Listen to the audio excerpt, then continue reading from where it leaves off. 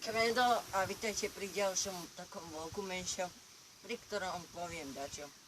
Takže najprv by som povedal, že dneska nahrám challenge, hands up, challenge a ešte dačo.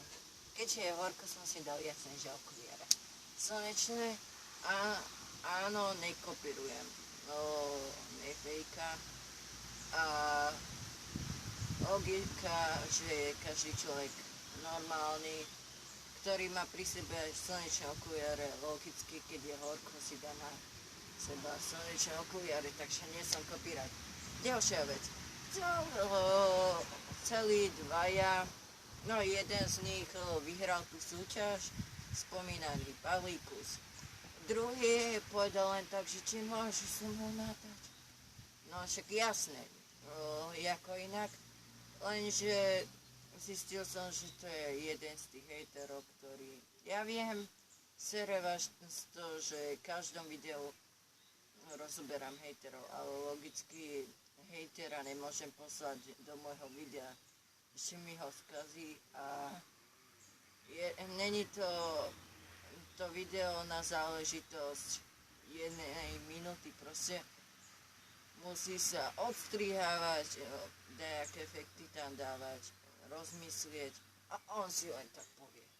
No, nevadí, to máš tak nesérie, ale jedno je také, že je nemenovaná osoba, je to tá baba,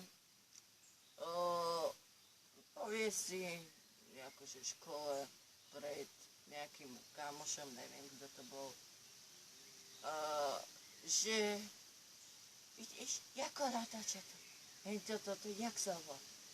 A vidí ma, že ja som tam, že sa môže spýtať mňa, tak to proste niektorý ma strapňuje, dá sa povedať.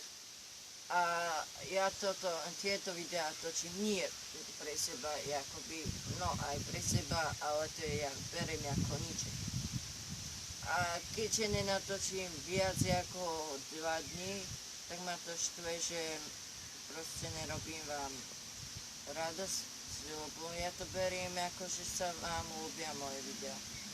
A niektorí fakt sú dobrí a robím to proste pre vás, tieto videá. Každý youtuber povie proste, že to robia, keby šašovia proste chcú zabaviť vás práve. A ja rovnako, a nie, že sa viac niekto ma proste poníži, hej, toto, proste týchto ľudí ignorujem, ale začínam aj trochu štvať. Takže dneska o 8 by malo byť hento video spomínané, challenge, takže máte sa na čo tešiť. A budem teraz už robiť ten challenge. Takže čaute. A je to mimochodom nový challenge, ak by sa to mohol spraviť. A viacej ich bude takých. Takže čaute zajtra alebo dneska.